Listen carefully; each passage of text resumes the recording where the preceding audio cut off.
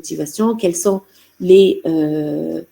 les phrases qui sont acceptables, quelles sont les phrases qui ne sont pas acceptables ou préférables, etc. Voilà. Donc, on va revenir là tout de suite au CV. Est-ce que vous avez eu le temps de le parcourir ou pas? Je sais que je l'ai envoyé aujourd'hui, la plupart d'entre vous viennent de rentrer en principe. Hein. Bon, c'est pas grave, on va le voir ensemble, petit à petit. Donc, qu'est-ce que vous pensez du titre déjà? Étudiante en recherche d'un contrat d'apprentissage. J'ai enlevé la spécialité. Il y a entre parenthèses 1 an. Donc, compétences informatiques, Microsoft, Linux, etc. Puis formation. On va rester on va regarder ce paragraphe hein, avant de passer à autre chose. Alors, qu'est-ce que vous en dites? Qui peut prendre la parole? Qui veut prendre la parole? Qu'est-ce que vous pensez du titre déjà? Par rapport à ce qu'on a vu ensemble la dernière fois.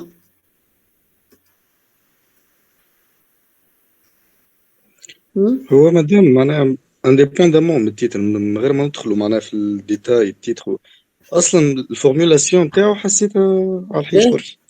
قاعد تشوف انت vous êtes en train de critiquer la mise en page, la forme. من البعيد معناها من غير ما نبداو نقراو فهمتني ديجا انت كي ترى بالحق كي ترى تحسها فاتوره ما تحسش. Exactement, très bien. Donc, une remarque par rapport à la forme générale. Donc, ça n'a pas l'air, ça n'a pas l'aspect d'un CV. Ensuite, vous voyez ici le titre, déjà. On ne dit pas étudiante en recherche, déjà, on peut mettre étudiante à la recherche, mais ça, c'est pas vraiment le profil. D'accord? J'ai vu des CV de plusieurs d'entre vous, donc, en principe, on ne met pas ce genre de phrase au début d'un CV. Donc, et là, 1 an, on ne sait pas ce que c'est, est-ce qu'elle est à la recherche d'un contrat d'apprentissage pour 1 an? Est-ce que c'est une étudiante, ça fait 1 an qu'elle est sur les bancs de la faculté? Est-ce qu'il lui reste 1 an pour finir? C'est une phrase vraiment incompréhensible en plus. À part la forme, à part le fait qu'on ne se présente pas de cette manière-là, c'est une phrase qui est incompréhensible. Ensuite, les compétences informatiques, est-ce que c'est leur place ici? Justement, باش نقول لك مادام شبيه الكومبيتونس هذيك. Exactement. Donc, la première phrase, donc on ne se présente pas de cette manière-là. C'est une phrase qui n'est pas claire. Ensuite, il y a une faute ici. On ne met pas étudiante en recherche, mais à la recherche. Compétences informatiques, où est-ce qu'on trouve ça? Dans quelle rubrique en principe?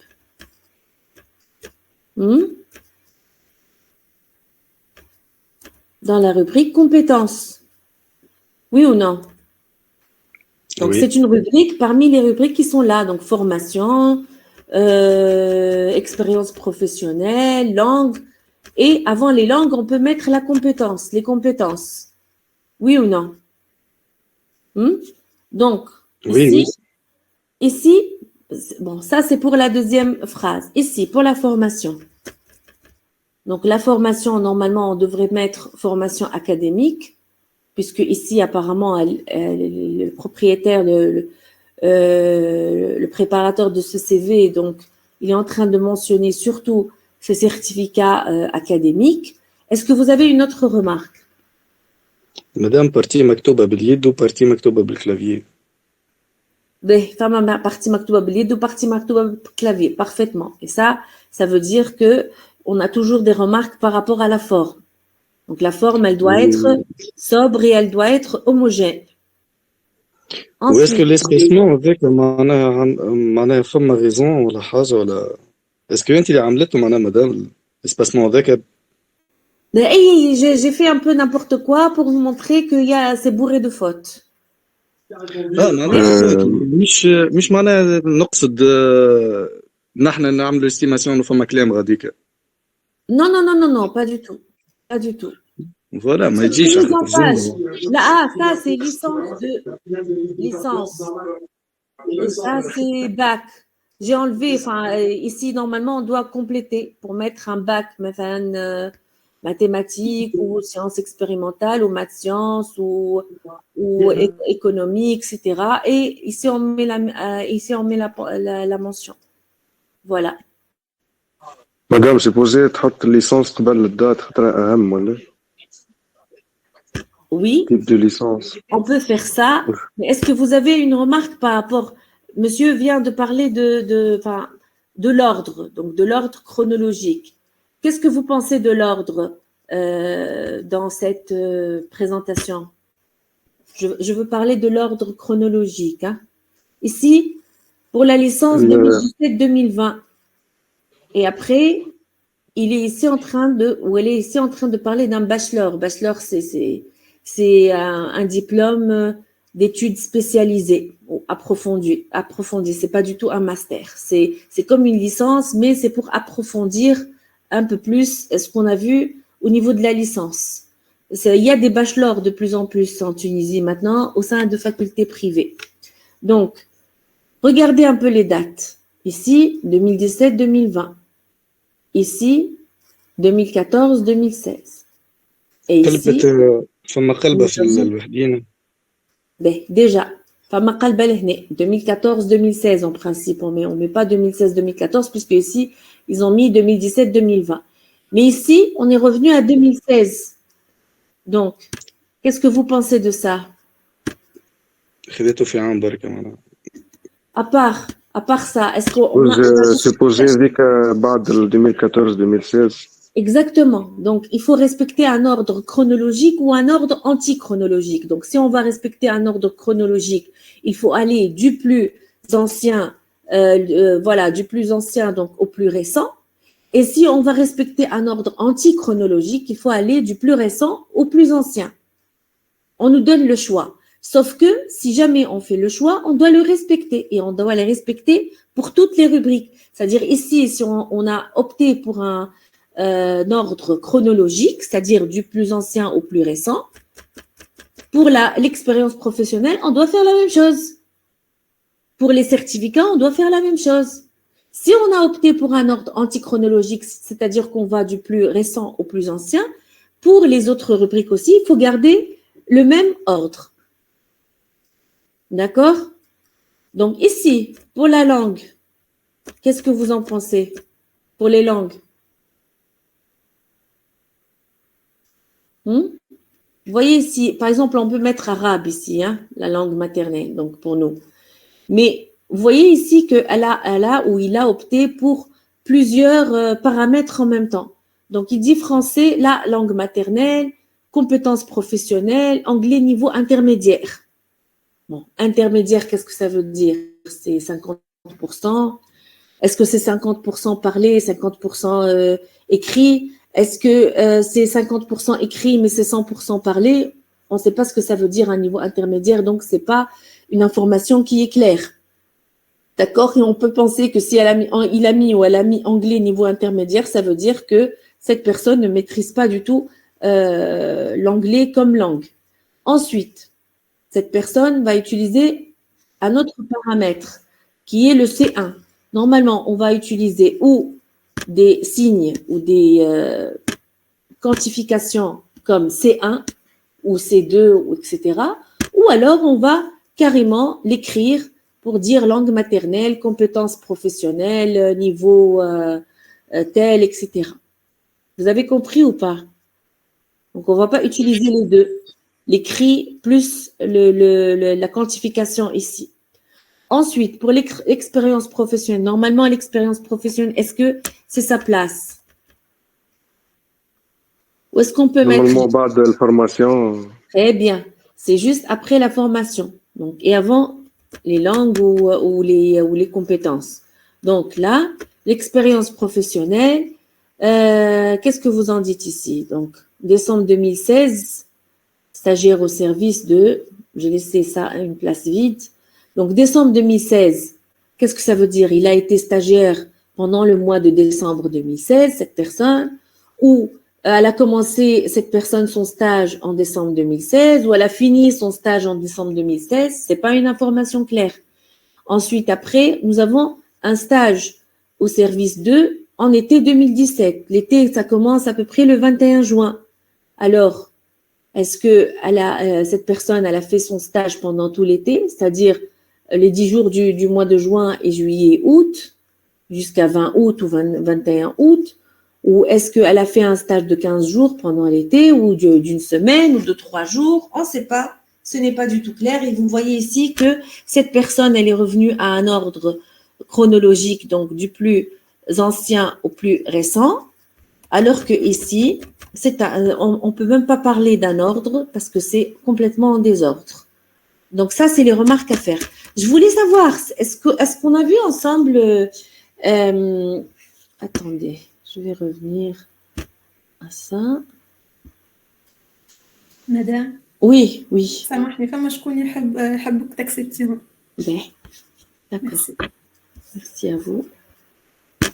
Donc, في le classroom, est-ce que j'ai partagé avec vous un document qui parle de la façon de préparer un CV ou pas? Comment préparer un CV? Est-ce que j'ai partagé ça avec في vous? بالي اي مدام، في بالي اي وقتها طلبنا منك انا وداد تهبط لنا على الكلاس روم، في بالي حاجه هكا. Ben, très bien. Donc, vous avez ça sur Classroom. Ben, une seconde, je vais essayer de présenter ça. Comme ça, on parcourt rapidement ensemble. Hein. Comme ça, on aura fini avec tout ce qui est CV hein, aujourd'hui. Et on passe directement.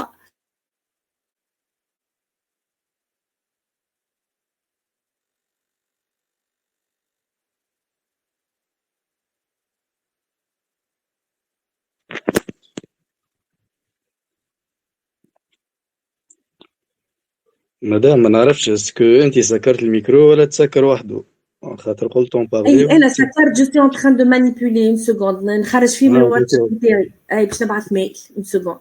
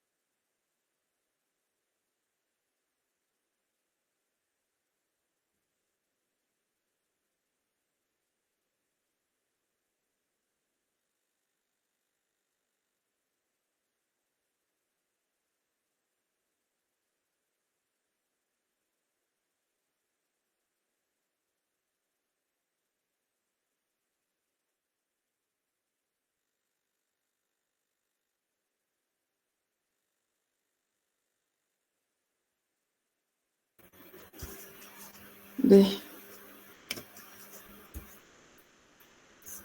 Alors. Est-ce que vous voyez devant vous le document préparer un CV impactant?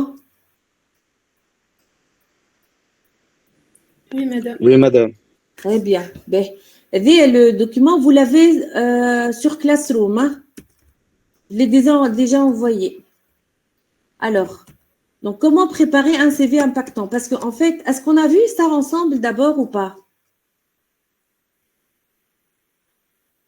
Est-ce qu'on a vu ce document ensemble? Non. Non, très bien. Ok. Non, madame. Ben, on va le voir ensemble rapidement. Donc, préparer un CV impactant.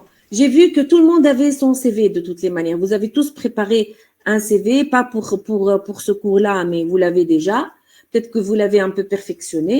Mais il s'agit en fait de préparer non seulement un CV, mais ce CV doit être impactant, c'est-à-dire qu'il doit toucher le recruteur.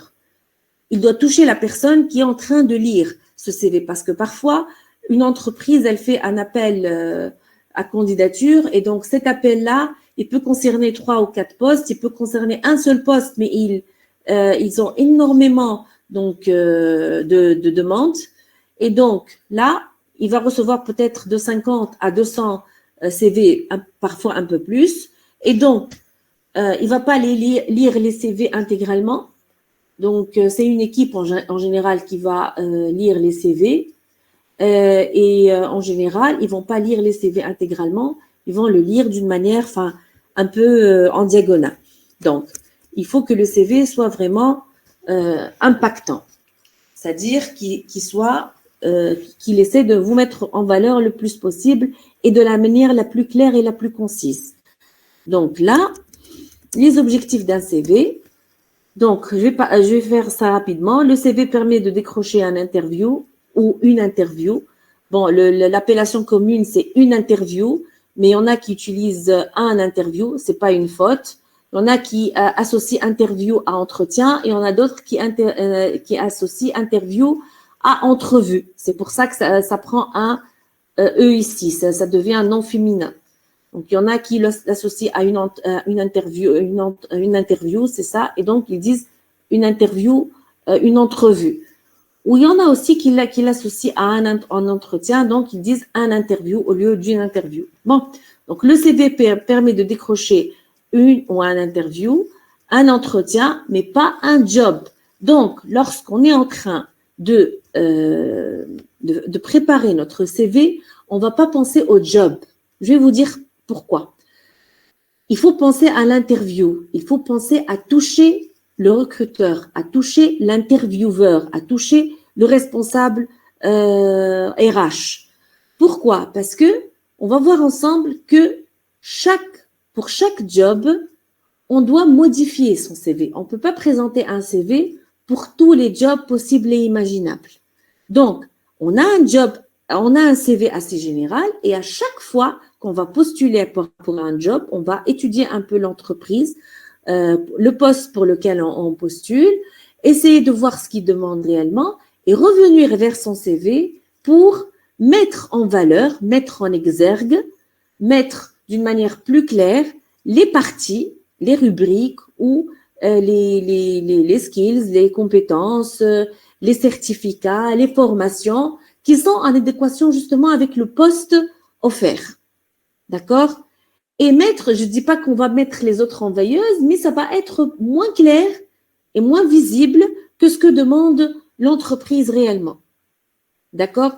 Il faut jamais donner de fausses informations, il faut jamais donner des informations erronées, mais on peut très bien jouer sur le fait de mettre en exergue, de mettre en valeur les parties de son CV et les éclaircir plus, les approfondir plus, les parties du CV qui sont conformes ou en adéquation avec le job, avec le poste pour lequel on postule. Donc, quand on prépare un CV, on pense à l'intervieweur. On ne pense pas au job directement. On pense à l'intervieweur. On va essayer de capter l'attention et l'intéressement de l'intervieweur. Ensuite, le CV constitue le point de jonction entre l'offre d'emploi et la demande du candidat. C'est ce que je viens de dire là. Ça veut dire qu'à chaque fois qu'on postule pour un poste, il faut bien regarder les responsabilités donc inhérentes à ce poste. Il faut bien regarder les tâches inhérentes à ce poste. Il faut regarder le profil de l'entreprise et essayer de travailler sur son CV pour, comme je disais tout à l'heure, mettre en exergue les points qui sont justement demandés par cette entreprise. Donc, le CV aide l'intervieweur à orienter et structurer de l'entretien. Donc, c'est pour ça que je vous dis que le CV est destiné à l'intervieweur et non pas au job lui-même, parce que c'est à travers ce CV-là que l'intervieweur va orienter ses questions, va structurer l'entretien. Donc, si vous avez des certificats ou vous avez des formations académiques uniquement, donc il va essayer d'orienter l'entretien vers les compétences ou vers les connaissances, les informations que vous avez pu acquérir pendant votre parcours académique, pour savoir si ces informations-là ou ces compétences-là vous permettront justement d'assurer les responsabilités ou les tâches inhérentes au poste donc offert.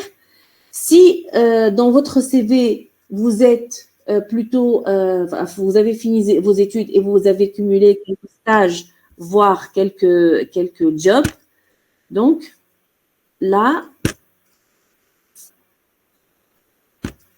Là, le recruteur, il va orienter ou structurer l'entretien vers ce que vous avez acquis comme expérience, les tâches que vous avez accomplies, les responsabilités que vous avez assumées, etc., pour savoir si vous êtes, oui ou non, donc adéquat pour le poste qu'il offre. D'accord? Donc, tout ce que vous allez mettre dans votre CV va orienter, va structurer l'entretien, va permettre à l'intervieweur de vous poser des questions pour essayer d'approfondir les informations que vous avez données au niveau du CV. C'est pour ça qu'il ne faut jamais donner des informations erronées, parce qu'une fois vous êtes devant l'intervieweur, non seulement il va comprendre que ce sont des informations erronées, et en plus, il peut vous prendre pour quelqu'un qui n'est pas crédible, et donc vous perdrez automatiquement le job.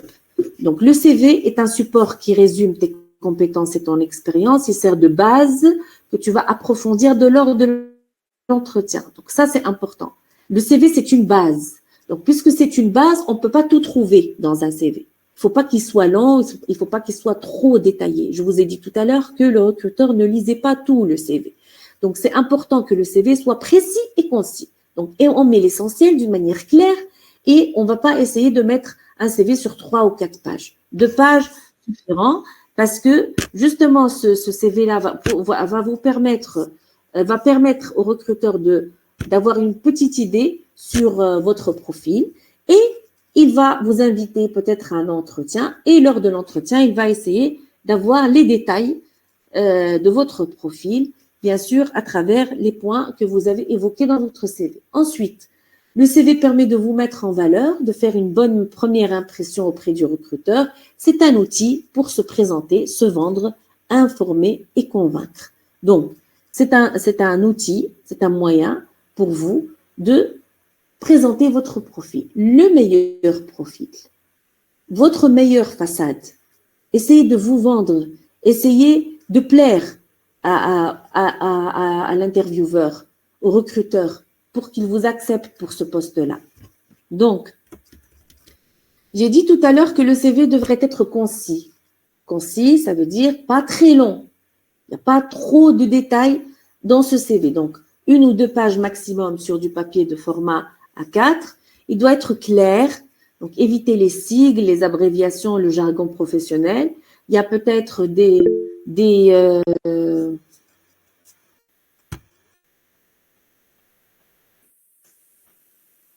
oui, مدام حبيت oui, عفينا مدام حبيت نسأل على بوان oui. في السي في وقتاش تولي سي في معناتها باج واحدة وقتاش تولي 2 باج يعني على خاطر كمل مدام كمل. باهي ميساج كمل قولي على خاطر شنو؟ على خاطر مادام مثلا كي واحد باش يعمل سي في باج برك يجي مغبي برشا معناتها ما تلقاش اساس يعني باش تحط الحاجات فما مشكل تاع فيزيبيليتي معناتها ريكروتور مش باش يوسع بين ويقعد يحط معناتها حاجات.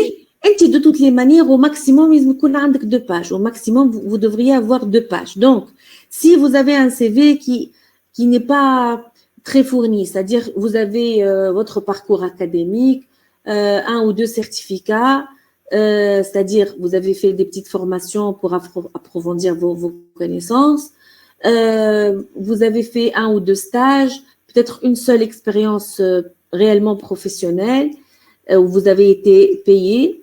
Donc, et bien sûr les compétences techniques, les langues, etc. Peut-être votre profil au début. Ensuite, en fin du CV, vous allez mettre un peu vos hobbies, vos intérêts, etc. Bon, ça, donc, si ça ne tient pas en une page, si vous trouvez que c'est trop condensé, vous pouvez aérer un peu pour que ça soit plus visible comme vous le dites et le mettre sur 2 pages. Vous pouvez faire ça. Mais parfois, le CV, il est trop fourni. C'est-à-dire que vous avez, Inch'Allah, vous allez finir vos études, vous avez beaucoup de certificats, vous avez beaucoup de compétences, vous avez de l'expérience dans la société civile, Vous avez aussi de l'expérience professionnelle très importante, des stages et des jobs carrément. Donc, dans ce cas-là, ça doit aussi tenir dans les 2 pages. Donc, qu'est-ce qu'il faut faire? Il faut essayer de résumer au maximum, de donner quelques flashs importants et c'est lors de l'entretien que le recruteur va essayer d'avoir plus de détails par rapport aux flashs importants que vous avez donnés. Est-ce que j'ai répondu à votre question, Nour? Oui, madame, فهمت معناها انت توا كان السي في نتاعك تحسه ياسر معبي تنجم تقسم على 2 pages. Tu peux faire 2 pages pour aérer, mais il faut penser que plus tard, c'est-à-dire que dans quelques années, quand vous aurez vraiment accumulé beaucoup d'expérience, vous serez obligé aussi de garder les 2 pages. Vous ne pouvez pas mettre 3 ou 4. Vous avez compris? D'accord, madame. Il faut toujours pas dépasser les 2 pages. Donc, je dois les تنقص وقتها. Je dois les tu résumes. Avec des expériences professionnelles, toi, tu mets les jobs ou les expériences professionnelles en rapport avec le poste pour lequel vous postulez. Vous pouvez enlever les autres parce que ça ne concerne pas le poste pour lequel vous postulez. Tu as compris? Oui, madame. أنا justement خاطر كي سألت قبل معناتها قلت اسكو عادي معناتها أني أنا نعمل مثلا سي في دو باج يقولوا لي دو بريفيرونس تلقى في باج واحدة. On vous a répondu de cette manière-là parce que pour eux, c'est une étudiante qui s'adresse à eux. Pour lui, pour elle, si c'est une étudiante qui s'adresse à lui, donc en général, son CV, il peut tenir en 1 page, puisqu'elle n'a pas a priori d'expérience importante au niveau professionnel ou au niveau société civile, etc.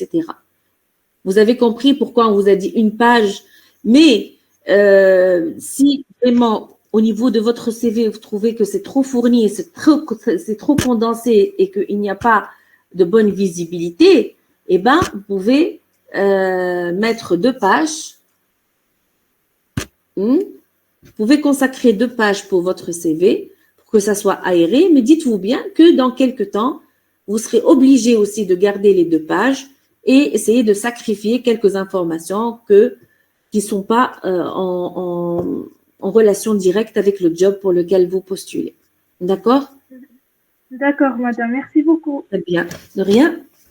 Alors, donc là, précis. Non, j'ai parlé de clair, éviter les sigles, les abréviations, le jargon professionnel. Parfois, vous avez affaire à un recruteur qui est d'une certaine génération. Donc, peut-être qu'il y a des sigles qui sont nouveaux qu'il ne maîtrise pas. Peut-être qu'il y a des abréviations que vous avez vues à la fac, par exemple, qu'il ne connaît pas.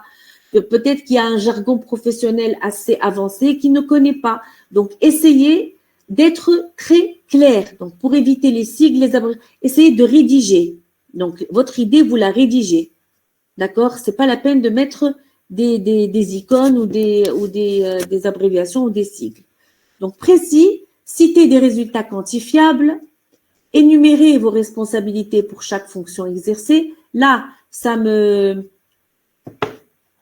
m'évoque un peu ce qu'on vient de voir dans le CV erroné. Et donc, quand on dit résultat quantifiable, quand vous dites, par exemple, mon niveau d'anglais est intermédiaire, c'est pas des résultats quantifiables. Ça veut dire que le recruteur, celui qui est en train de lire le CV, ne peut pas quantifier. Mais ce n'est pas précis. Vous avez compris? Donc, il faut que les informations soient vraiment quantifiables. Et si vous avez, par exemple, eu un job ou un stage ou une expérience au niveau de la société civile, il faut énumérer vos responsabilités pour chaque fonction exercée.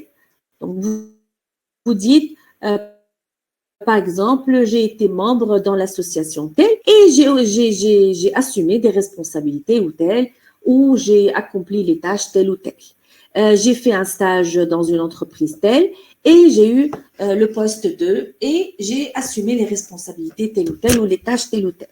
Donc, percutant, donc chaque mot compte. Choisissez des verbes d'action. On ne commence pas par je ou j'ai ou mon, M-O-N, ou ma, M-A. On commence par des verbes d'action. Donc, évitez les termes pessimistes comme mon stage n'a pas été concluant. Malheureusement, j'ai pas eu l'occasion de faire un stage. Malheureusement, j'ai cherché du travail et c'était difficile. Par exemple, pour mon expérience, enfin pour les compétences linguistiques au niveau de l'anglais, par exemple, si je ne maîtrise pas du tout l'anglais, je sais pas parler anglais, je sais pas écrire anglais du tout, c'est pas c'est pas la peine de le mentionner. Je mets par exemple anglais très faible, c'est pas la peine. Je mets pas anglais tout simplement, je mets arabe, français. D'accord? Donc, tout ce qui est pessimiste, négatif, imprécis ou vague, c'est pas la peine de le mettre. Je vous dis pas de mettre anglais parfait, par exemple, alors que vous ne comprenez rien du tout, parce que ça sera erroné et malhonnête. Et à part le fait que ça soit malhonnête, parce que ça, c'est moral et éthique, mais au niveau de l'entretien, ça peut vous jouer de très, très mauvais tours. Hein? Donc, je dis pas qu'il faut donner des informations erronées, mais si je suis pas du tout fan d'anglais, eh ben je mets pas du tout anglais. Je mets arabe et français, c'est tout. Ensuite, comme tout à l'heure, par exemple, pour le CV erroné, on a vu que la personne parlait de stage d'été. Donc, c'est imprécis, c'est vague. Qu'est-ce que ça veut dire stage d'été? Ou qu'est-ce que ça veut dire un stage en décembre 2016? C'est imprécis, c'est vague. Alors, le CV, il doit être complet. Qu'est-ce que je viens de faire là?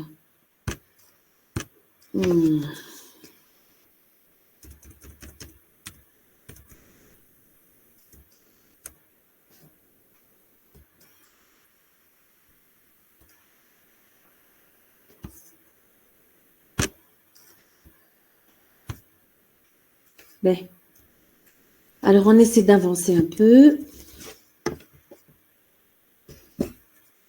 On essaie d'avancer un peu. Donc, le CV permet d'écrire. Bon, écoutez, j'ai une séance juste après. Donc, je vais envoyer un message pour l'annuler. Hein. Vous m'excuserez un peu.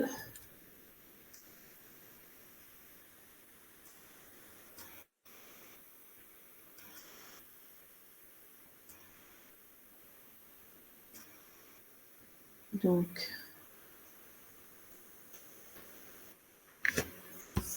parce qu'on n'y arrivera pas. Hein. Faudrait que je finisse ça avec vous. Je pensais qu'on l'a déjà fait. Donc, voilà. Ben.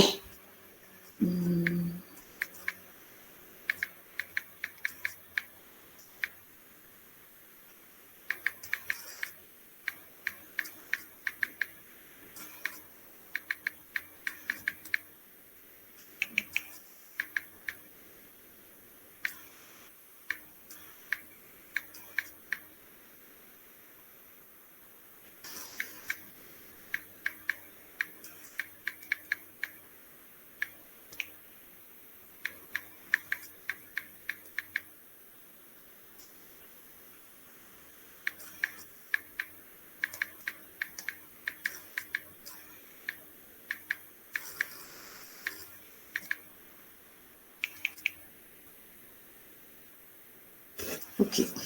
Alors, vous êtes en train de m'écouter? Madame. Oui, madame. Question. Oui, نسمعك تفضل. Madame, إذا كان par exemple عندنا عندنا تيست دو نيفو في لغة معينة. مش تولي بيزار كان مثلا نحط باغ اكزومبل انجلي نحط قدامها النيفو اللي خديت وبعد فرونسي نحط جوست افونسي ولا Bon, c'est vrai que quand vous avez passé un test en anglais, par exemple, et que vous avez exactement votre niveau, surtout quand vous présentez ce certificat dans les documents de recrutement. C'est ça, hein? Normalement, vous avez l'intention de présenter ce document dans les documents, enfin dans le dossier que vous allez présenter au recruteur. C'est ça ce que vous voulez dire? Donc, en principe, vous pouvez le faire. C'est-à-dire mettre un français. Qu'est-ce que vous allez mettre au niveau du français? Par exemple, j'ai un niveau moyen Hein? في الفرنسي que je le mets في السي في. اما في الانجلي ما عاديتش ان تيست دو نيفو فهمتني معناتها جوست نحط فرونسي مثلا سي 1 ولا بي 2 في الانجلي نولي نحط افونسي كهو معناتها اسكو نورمال ولا Bon, essayez un à peu l'aqal, bizarre معناتها. ben, essayez à l'aqal وقتها de mettre au niveau de français professionnel ou hot, mais c'est un. D'accord? Toi, Ok, c'est un français professionnel puisque vous avez décrit au niveau de l'anglais aussi. Pour que ça soit homogène. Tant pas un marqué ou choix l'homogénéité homogène. au niveau du CV. D'accord. Merci. Ben, alors, on finit, on continue. Alors, le CV. Ensuite, là, on est là. Percutant, donc chaque mot compte. Choisissez des verbes d'action, évitez les termes pessimistes ou négatifs, imprécis ou vagues. Ben, là, le CV, il doit être complet, pas de trou dans le CV, c'est-à-dire que tu n'as pas de trou dans le CV. Par exemple, on ne va pas sauter la formation académique, on ne va pas sauter l'expérience professionnelle. Dans l'expérience professionnelle, même si on n'a pas de stage et on n'a pas de job, on n'a pas eu de job, on peut mettre dans l'action professionnelle, j'ai été membre dans une société, dans une association telle ou telle. D'accord? Donc, on ne peut pas mettre des trous au niveau du CV. Donc là, on va voir tout à l'heure quels sont les principaux axes ou les principales rubriques d'un CV. Donc, il faut vraiment les mettre. Donc, cohérent, optez pour une forme et gardez-la. Donc, comme il a dit votre camarade tout à l'heure pour le CV erroné, la forme, elle est très importante, la mise en page, elle est très importante. Donc, on ne peut pas, pour une rubrique, mettre des couleurs particulières et un ordre particulier, hein, et une forme particulière, un caractère particulier, un caractère particulier, une police particulière. Et après, dans la rubrique suivante, on va utiliser d'autres couleurs avec une autre police, avec un autre caractère, c'est pas possible. Avec, par exemple, une écriture gras ou une écriture italique, il faut que ça soit homogène partout, au niveau de tout le CV. Donc, sobre, ne soyez pas excessif dans vos affirmations. Là, je parle pas de forme, je parle de fond. Employez plutôt l'infinitif. Évitez je, moi, mon, ma, etc. J'ai. Donc, ne soyez pas excessif dans vos affirmations, c'est-à-dire que, comme j'ai dit tout à l'heure, il ne faut pas être pessimiste, là. Il ne faut pas être pessimiste négatif. Là, il ne faut pas non plus avoir un ego démesuré et affirmer des choses et montrer que vous êtes le super-héros de ce domaine ou que, par exemple, lors de votre stage, vous avez brillé, vous avez été le meilleur, etc. Il faut éviter ça. Donc, il ne faut pas être pessimiste. Il faut pas tomber dans l'autre extrême aussi et montrer un ego assez confirmé. Donc, les formes de CV, j'ai parlé tout à l'heure de formes chronologiques. Donc, partir de votre première expérience professionnelle ou premier diplôme académique ou formation et descendre, là il y a une erreur, hein, et descendre dans le temps jusqu'à aujourd'hui. Donc, antichronologique, c'est le contraire. Partir commencer par le plus récent. Donc, présentez votre niveau actuel, poste ou la dernière fonction exercée et remonter jusqu'à la première. Et fonctionnel, c'est-à-dire mettre en avant vos compétences tout en minimisant les répétitions. Donc, s'il n'y a pas vraiment beaucoup d'expérience professionnelle ou beaucoup de diplômes au niveau de la formation académique, vous pouvez mettre en avant vos compétences. Donc là, ce sont des exemples de CV comme vous pouvez le voir. Donc, dans ces exemples, on va s'attarder sur le premier CV. On voit à gauche. مدام Oui, Nour. مدام حبيت نسأل في السي في en général نلقاو introduction une petite introduction يعني Oui, le profil. مدام est-ce que On le voit ici, Noura. On le voit ici, مثلا. est-ce que نجمو نستغنيو عليها كي يبدا مثلا عندنا حاجات هكا on peut les mettre en valeur كيما مثلا expérience وكل نخليها مثلا Bien sûr, et la preuve, regardez ici. Ça, ce sont des exemples de CV. Donc, vous voyez ici, par exemple, il n'y a pas la rubrique profil. Vous voyez? Ici, la rubrique profil, il a bien désigné. Il a mis profil et il a décrit avec un paragraphe. Ici, par exemple, il n'y a pas de rubrique profil. C'est juste au-dessous de la photo et du nom et prénom. Vous voyez? Ici, cette demoiselle aussi a opté pour le fait de ne pas mettre de profil. D'accord? D'accord, madame. Très bien. Donc, ensuite, est-ce que j'ai répondu à la question ou pas, Nour? Oui, c'est bon, madame. Très bien. Ce que j'ai compris, اللي هو ماهيش حاجة لازمة برشا. ماهيش حاجة لازمة برشا, oui. Parce qu'en fait, vous allez ici décrire votre profil sur le plan donc personnalité et sur le plan professionnel ou académique. Donc, c'est un petit résumé de ce qu'on va trouver ici dans les rubriques. D'accord? شكون يا اخي حاب ياخذ لا بارول؟ شكون يحب يتكلم؟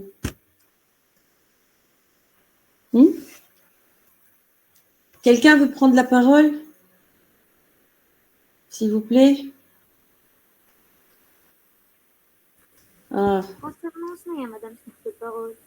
C'est très gentil. Donc, l'autre groupe, ils ont accepté. Merci beaucoup. Ben, c'est bon. Là, je me dis que je suis à rahatna. كيفاش قلتوا لي? Qu'est-ce que vous avez dit? Oui, oui, Dette.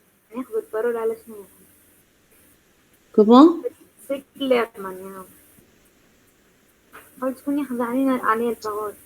Ah non, parce que j'ai cru entendre quelqu'un poser une question, c'est pour ça. Ah, d'accord. C'est pour ça, j'ai confondu. Excusez-moi. Donc, pour le premier CV, je vais m'attarder un peu sur la photo. Voilà. Parce que tout est parfait là. Donc là, poste recherché ou occupé, donc la mise en page, l'adresse, le téléphone, l'email, le nom et le prénom, le profil. Donc, en face du profil, il a mis expérience professionnelle. Donc, peut-être que cette personne donc a voulu mettre en exergue son expérience personnelle. Vous voyez que parfois dans un CV, on peut inverser. Normalement, on met la formation académique avant l'expérience professionnelle, mais peut-être qu'il est en train de postuler pour un poste. Déjà, il a un poste recherché, il est en recherche d'un poste, mais il a déjà un poste occupé peut-être. Et là, vous voyez que peut-être pour ce poste pour lequel il postule, il demande une expérience assez confirmée. Une expérience professionnelle assez confirmée. Donc, il a commencé son CV par l'expérience professionnelle pour montrer que voilà, il a eu des expériences qui sont confirmées avec les tâches. Vous voyez ici, les tâches, les responsabilités, etc. dans chaque entreprise. Ça, c'est le plus récent. Ça, c'est le plus ancien. Vous voyez? Donc, cette personne a mis en exergue l'expérience professionnelle parce que justement, dans le poste pour lequel il postule, on est en train de chercher quelqu'un qui a une expérience confirmée. Donc, il a laissé la formation en dernier lieu, c'est-à-dire pas en dernier lieu, mais juste après l'expérience professionnelle. Parce que le recruteur, justement, il demande l'expérience professionnelle. Donc, ici, profil, à côté, il a mis expérience professionnelle. Donc, là, les logiciels ou les compétences. Donc, les langues. Madame. Oui. Madame, en ce qui concerne cette partie, les logiciels ou les langues, في بالي معناتها اخي بحاجه نجم نعملوها نحطوا لي باغ هكاكا ولا خاطر c'est vrai parce que on croit quantifier de cette manière, on croit donner des quantités, vous voyez, sauf que ce n'est pas clair parce que ou surtout à part le fait que c'est pas clair, regardez ici en dernier lieu. Apparemment, dans ce logiciel, il n'a pas du tout d'expérience, il n'a pas du tout de compétences. D'accord? Et ça, c'est très mauvais. Normalement, il doit enlever ces deux derniers logiciels. Il les enlève, il ne les maîtrise pas, il ne les connaît pas, il ne sait pas les manipuler, il les met pas, tout simplement. C'est pas la peine de mettre des trucs qui sont négatifs. Et ici, le recruteur, quand il va voir ça, il va pas quantifier. Bon, il va peut-être quantifier l'Excel, il va dire, bon, il a une bonne maîtrise de l'Excel, mais après, en matière de PowerPoint, qu'est-ce que ça veut dire jusque-là? Il compare par rapport à quoi, moi? Par rapport à l'Excel, bah, qui nous dit que l'Excel, il est excellent? Il a excellé, justement, c'est un jeu de mots. D'accord? Donc, il vaut mieux désigner ou écrire verbalement les niveaux de logiciel, les niveaux de langue. Il vaut mieux. Il vaut mieux. Ça ne veut pas dire que ce n'est pas acceptable au niveau du recruteur, mais ça n'est pas parfait. Ça ne donne pas une idée précise et quantifiée sur la compétence exacte en matière de langue ou en matière de logiciel. Pour les intérêts, je voulais faire une remarque. Donc ça, je vais le dire plus tard. Donc, natation, cinéma, lecture, ce sont des intérêts qui sont bateaux et ça affaiblit un peu l'importance du CV. Donc, quand on voit ça, on dit que comme s'il a fait du copier-coller. Donc, qu'est-ce que ça veut dire natation? Est-ce qu'il nage dans la mer pendant l'été ou est-ce qu'il est inscrit dans un club de natation? Est-ce qu'il a eu des trophées? Est-ce qu'il a eu des attestations? Cinéma, qu'est-ce que ça veut dire? Est-ce qu'il fait du cinéma? Il fait des courts-métrages? Et il a une expérience au niveau théâtral ou au niveau du cinéma? Ou alors il adore aller au cinéma pour regarder des films? Quel genre de film? Et la lecture, qu'est-ce que ça veut dire? Est-ce qu'il aime lire? Est-ce qu'il aime écrire? Est-ce que la lecture dans les réseaux sociaux ou la lecture de livres tout court? Donc, c'est pas précis. Et on les trouve pratiquement dans les mêmes CV, dans tous les CV. Donc, ça n'a pas vraiment d'intérêt. Ce sont des intérêts qui n'ont pas vraiment d'intérêt. Et ça affaiblit un peu le sérieux et l'importance du CV. Bon, je vais revenir un peu à la photo. Pour la photo, qu'est-ce que vous en pensez? Est-ce que vous avez des remarques à faire concernant la photo? Oui, madame, est professionnelle. C'est pas une photo professionnelle parce que c'est une personne qui postule apparemment pour un poste et qui a de l'expérience professionnelle. Bon, là, on voit un monsieur avec une tenue, un pull assez décontracté. Donc, c'est des couleurs. Normalement, ce sont des pulls qu'on peut porter quand on va au café, quand on va au cinéma, quand on sort avec des copains et quand on est à la maison entre copains. Mais en général, on ne va pas au boulot avec ce genre de vêtements. Mais maintenant, vous voyez autre chose. La mosaïque là qui est derrière. Donc, il n'a pas pris une photo spécialement pour le CV. C'est une photo qu'il a dans un ensemble de photos qu'il peut avoir sur son portable ou sur son PC. Et à l'occasion, il a pris cette photo, ça lui plaît. Donc, c'est une photo qui compte pour lui, il se trouve beau, bien sur cette photo. Donc, il a pris cette photo, il la met directement sur un CV. Il n'a pas essayé d'être plus sérieux, donc de rendre les choses plus sérieuses, de montrer son sérieux et de dire, voilà, j'ai pris la peine de prendre une photo spécialement pour la mettre dans mon CV, une photo qui soit professionnelle. D'ailleurs, peut-être que ce genre de mosaïque, on le trouve généralement dans les cafés, dans les restaurants, dans les salons de thé. Et il y a un autre détail, c'est les tatouages qui sont là, sur ses bras. Donc pour les tatouages, donc, il faut que je vous dise, j'ai rien du tout contre les tatouages, mais sur une photo professionnelle, peut-être que ça va plaire au recruteur, il va dire « Ah, c'est bien, il est chill, et il s'habille d'une manière décontractée, on a besoin de lui, par exemple, dans un poste où il va évoluer avec des jeunes, avec des étrangers, avec des Européens qui sont jeunes, par exemple, avec des Tunisiens qui sont jeunes. Donc, c'est bien qu'il soit comme ça, décontracté, qui porte des tatouages fièrement, etc. Mais il peut aussi tomber sur des recruteurs qui vont pas du tout apprécier, qui vont dire non, mais il va se ramener, s'il met cette photo sur son CV, il sait qu'on va la regarder. Donc, il est en train de nous provoquer quelque part ou de nous dire, vous m'acceptez comme je suis, c'est comme ça que je vais venir au boulot. Si vous ne voulez pas, eh ben, vous m'appelez pas pour faire l'entretien. Vous voyez ce que je veux dire? Donc, il faut toujours être un peu conventionnel. J'aime pas trop ce terme, mais malheureusement, pour se présenter à travers un CV, donc c'est un CV, comme j'ai dit tout à l'heure, qui va montrer notre profil, qui va essayer de nous vendre, hein.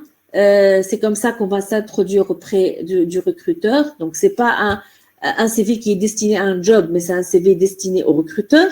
Donc, premier but de préparation d'un CV, c'est décrocher des entretiens, le plus d'entretiens possible. Et le fait de décrocher le plus d'entretiens possible, ça augmente notre chance d'avoir un job. Vous voyez un peu la philosophie des choses? Donc, là, cette personne, bien qu'elle a l'air d'être très sympathique, mais cette personne, elle peut ne pas plaire à tout le monde. Donc, c'est pour ça qu'il faut malheureusement se présenter, point de vue photo ou point de vue ce qu'on écrit sur son CV, d'une manière assez conventionnelle. On a vu l'autre fois votre camarade Eqbel, qui est très jolie et très sympathique, et qui a donc présenté un CV avec des couleurs, avec des rouges à lèvres, avec des photos de rouges à lèvres, avec des photos amusantes et tout ça. Donc, c'est pas du tout son profil d'ailleurs, parce que je sais que c'est pas ça, mais on peut être comme ça dans la vie aussi, parce qu'il y a des personnes qui sont comme ça dans la vie. Elle peut être très intéressante sur le plan professionnel et sur le plan académique. Elle peut être même la première de sa classe, mais elle est très coquette. Elle aime se maquiller, elle aime se faire tatouer, elle aime s'habiller d'une certaine manière, etc. Mais malheureusement, il y a des normes, il y a des conventions au niveau donc des entreprises en général, je ne dis pas pour toutes, mais en général, et donc il vaut mieux être sobre et se présenter d'une manière assez conventionnelle. D'accord? Vous comprenez ce que je viens de dire? Oui, madame. Très bien. Alors, même chose ici, donc cette personne, elle s'est présentée au niveau du profil, hein, pour résumer tout ce qu'il y a en dessous. Ensuite, même chose ici, elle a essayé de quantifier en utilisant les barres, c'est pas très valorisant. Donc là, elle est partie de formation, peut-être parce que niveau expérience professionnelle, ce n'est pas très très important. Donc, elle a commencé d'une manière conventionnelle et habituelle par la formation académique pour parler d'expérience professionnelle. Et on voit ici que pour le centre d'intérêt, quand elle dit voyage, elle va donner les voyages qu'elle a fait. Et là, le recruteur, quand il va lire les pays que cette personne a visités, il va peut-être déterminer un peu ses préférences. Donc, est-ce qu'elle va plutôt vers les pays exotiques, elle va plutôt vers les pays touristiques ou vers les pays d'aventure ou vers les pays où il y a, par exemple, la mer, ou est-ce qu'il y a les pays où il y a la montagne, ou les pays assez civilisés, ou elle a les pays du tiers-monde pour voir un peu la vie des autres, comment ça se passe, la misère, etc. Et donc, il va avoir une petite idée sur les intérêts de cette personne. Le sport aussi, elle est en train de décrire un peu ce qu'elle a fait comme compétition. Ici, elle dit depuis mes 10 ans, donc ça fait longtemps qu'elle pratique le même sport, c'est très intéressant. Donc voilà, quand on met sport, il faut mettre ce que c'est. D'accord? Voilà. Donc là, la préparation du CV, on a vu ça déjà.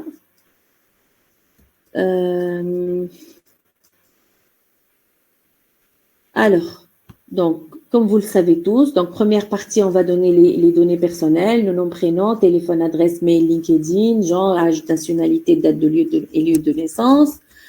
Deuxième partie, le titre du CV. Il est conseillé d'y inscrire votre poste actuel, soit dans un cadre, soit dans une police d'écriture adaptée. Le titre indique généralement un poste, mais il peut aussi prendre l'intitulé d'un département. Si jamais le poste n'est pas très valorisant, vous pouvez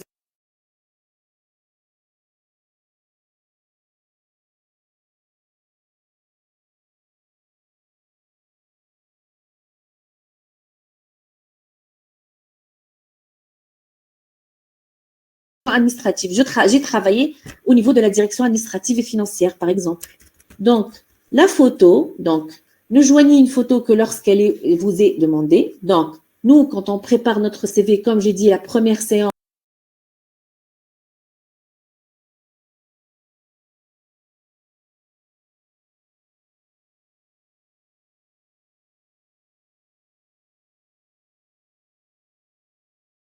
voir s'il demande une photo ou pas. S'il ne demande pas de photo, c'est pas la peine de mettre la photo. Mais il faut que vous ayez, prime abord, votre CV avec votre photo préparée déjà là. Si le recruteur le demande, on la présente. Si le recruteur ne la demande pas, c'est pas la peine qu'on présente. B. Ensuite, vous n'êtes pas en aucun cas obligé de faire figurer votre photo sur un CV. Choisissez une photo d'identité et pas une photo avec un arrière-plan festif avec des amis ou à la plage.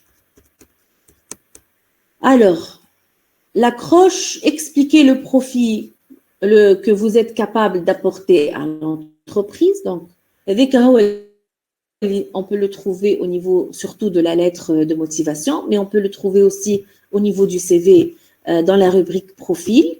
Donc, 5 ans d'expérience en tant que formateur, par exemple, une bonne expérience dans la coordination et la conduite de projet. Ça, c'est pas dans la rubrique expérience professionnelle, mais c'est dans la rubrique profil.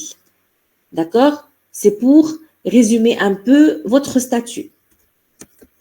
Donc, préparation du CV, parce que là, quand on met dans son profil ce genre d'expérience et qu'on sait que le recruteur cherche ce genre d'expérience, ça va donner envie au recruteur de continuer à lire votre CV.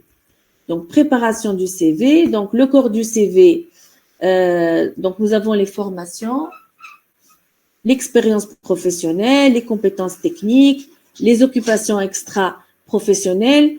Dans les compétences techniques, on peut trouver les logiciels et les langues. Donc ça, en principe, ce sont les axes des rubriques sur lesquels on travaille en général dans un CV.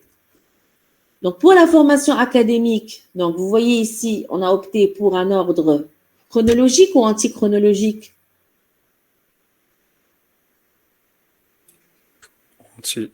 Antichronologique. Donc on a commencé par le plus récent pour arriver au plus ancien. Ensuite, il faut le garder donc pour toutes les autres rubriques. Donc la formation complémentaire ici, les certificats pour approfondir les connaissances académiques. On n'est pas encore arrivé à la compétence ou à l'expérience professionnelle. Donc vous voyez ici qu'on a gardé aussi l'ordre antichronologique. Ensuite, l'expérience professionnelle, on a aussi gardé l'ordre antichronologique. Voilà. Et les stages. Donc là, il a commencé ici par l'expérience professionnelle pour montrer que c'est important, qu'il a déjà fait des jobs, qu'il a déjà occupé des postes, qu'il a déjà assumé des responsabilités, accompli des tâches. Et ensuite, il a mis les stages parce que c'est moins important que l'expérience professionnelle en elle-même. D'ailleurs, il a gardé aussi l'ordre antichronologique. Ensuite, les compétences techniques. Donc, les compétences techniques, on va parler dans votre cas de logiciel, par exemple. Donc, mettez en avant vos compétences clés et celles que vous souhaitez mettre en œuvre dans votre prochain poste. Donc, pour les jeunes diplômés, ne gonflez pas artificiellement votre CV. Comme j'ai dit tout à l'heure, il ne faut pas donner d'informations erronées en recensant toutes les compétences techniques rencontrées. Non, on met juste les compétences techniques qu'on maîtrise vraiment. Celles qu'on ne maîtrise pas, c'est pas la peine de les mettre. Donc, les occupations extra-professionnelles, ne mentionnez pas des informations dites bateau, comme j'ai dit tout à l'heure, dans les intérêts, ou dans les occupations extra-professionnelles. Donc, ne mentionnez pas des informations dites bateau comme cinéma, lecture, cela ne veut rien dire. Préférez documentaires sur l'aéronautique, bien sûr, si vous aimez ça, passionné, ça, ce sont des exemples, hein. Donc, passionné des arts plastiques, pratique de l'athlétisme de compétition depuis l'âge 2, joue de la guitare depuis l'âge 2. Donc, ce sont d'expériences, des exemples. Donc, il est essentiel que les informations soient exactes pour pouvoir en parler le jour de l'entretien. Parce que vous pouvez mettre, par exemple, documentation sur l'aéronautique, vous tombez sur un recruteur qui a de l'expérience dans ce domaine ou carrément, pour savoir si vous êtes vraiment honnête. Il peut faire une petite recherche sur Internet et essayer d'utiliser quelques terminologies avec vous. Si vous avez mis des informations erronées, il va s'en rendre compte très rapidement. Donc, ce qu'il ne faut éviter dans la rédaction d'un CV. Et si c'est pas c'est nous, je vais corriger. Ce qu'il nous faut éviter dans la rédaction d'un CV. Donc, ne pas oublier la ponctuation, les virgules, les guillemets, les tirets, etc. Les points. Éviter des fautes d'orthographe ou les fautes de grammaire, conjugaison. Ne jamais envoyer de CV manuscrit, c'est-à-dire écrit avec la main. Jamais de négation dans un CV. Je n'ai pas fait, je ne maîtrise pas, je ne sais pas. Il faut éviter. Éviter de faire des répétitions, donc quelque chose qu'on va trouver au niveau des stages, qu'on va retrouver aussi au niveau de l'expérience professionnelle ou au niveau de la formation académique. N'employez pas de sigles, il faut toujours détailler, comme j'ai dit tout à l'heure. Éviter les approximations, donc à peu près, données exactes, chiffrées, comme par exemple pour les tirets, pourquoi j'aime pas les barres au niveau des expériences, des compétences, au niveau des logiciels ou au niveau des langues, parce que ce sont des approximations. Ce ne sont pas des informations, des données exactes et quantifiées. Donc, liste des choses à faire et à ne pas faire. À faire, se présenter comme une solution. Voilà, vous demandez ça, je suis ce que vous demandez, c'est bien. Être cohérent et bref, être unique et faites preuve de clarté. Essayez de sortir du lot, mais ne soyez pas en même temps, ne montrez pas que vous êtes extravagant ou bizarre. Choisir ce qui est pertinent pour le poste ciblé. Comme j'ai dit tout à l'heure, dans votre CV, vous pouvez mettre en valeur ou en exergue les informations qui sont en rapport avec le poste, mettre en avant les passions relatives aux exigences du poste, mettre en valeur les compétences supplémentaires, permis de conduire, langue, etc. Ne pas utiliser les pronoms personnels comme je, moi, elle ou mon. Ne pas laisser de flou dans les compétences. Comme tout à l'heure, on a vu un stage d'été, on a vu stage décembre 2016. Ne pas mentir et ne pas gonfler le CV. Éviter les adresses email qui font référence aux personnalités ou aux patients comme Amouna, par exemple. Une fille qui s'appelle Emna, elle met Amouna à 98, ou Toutou, Coucou, etc. Et utiliser les adresses mail institutionnelles pour donner une impression de sérieux. Donc, évitez de mettre un numéro de téléphone non fonctionnel aussi. Donc, à chaque poste, un CV, ça, ce que j'ai dit au tout début, parce que je trouve que c'est la remarque la plus importante. Donc, pour chaque poste, nous avons un CV. Et Vicarlège, pour moi, il faut préparer un CV général, complet avec la photo et tout ça. Et à chaque fois qu'on postule pour un job ou pour un poste particulier, il faut bien étudier l'entreprise, le profil de l'entreprise, le profil des dirigeants de l'entreprise, ce qui se passe sur les réseaux sociaux, comment on parle de cette entreprise sur les réseaux sociaux, regarder un peu les publications de cette entreprise sur Facebook ou autre, son réseau LinkedIn, essayer de voir aussi le poste qu'on offre, les responsabilités en général qui sont inhérentes à ce poste-là et essayer d'adapter son CV à tout cela. Donc, on va pas mentir, mais on va mettre en valeur les choses qui sont en rapport avec cette entreprise ou le poste offert par cette entreprise. On va les mettre en exergue. Les autres, on peut peut-être les enlever, peut-être les minimiser. Vous avez compris? Donc, ne jamais envoyer le même CV à toutes les offres d'emploi, c'est ce que je viens de dire. Ne jamais insérer tous les détails, certifications, compétences, expériences qui ne relèvent pas de la spécialité demandée dans le poste. Donc, si on a une bonne expérience avec un bon niveau académique, donc, comme a dit Nour tout à l'heure, peut-être que ça peut pas tenir dans 2 pages dans quelques années, on va essayer de garder les détails importants concernant les certifications, les compétences, l'expérience, etc. et essayer d'éliminer les autres détails. Peut-être qu'on aura l'occasion d'en parler avec le recruteur au niveau de l'entretien. Donc ça, ce sont des templates de CV. Hein. Voilà. C'est bon? Vous avez compris? Oui, madame. Ben, Ça va, madame. ben, super.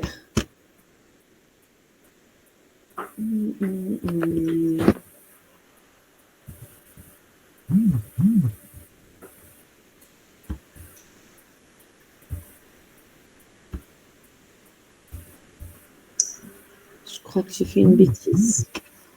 Ben.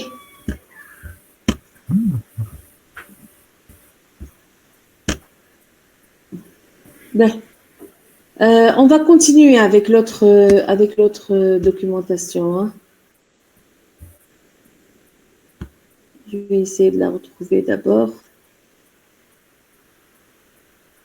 مدام سامحني بلاش نسألك قداش تحب لنا حكاية باش نكملو؟ Vous voulez arrêter hein? On continue la prochaine fois à cause de la connexion, c'est ça? لكن ما قلقكش نسيت. De toute façon, on peut continuer la prochaine fois. Juste le temps de faire, s'il vous plaît,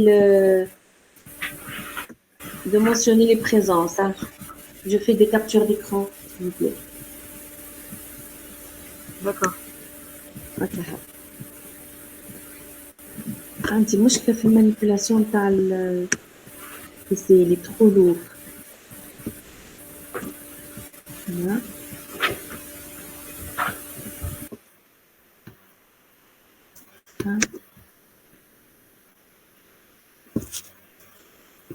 Bien. Voilà. Très bien.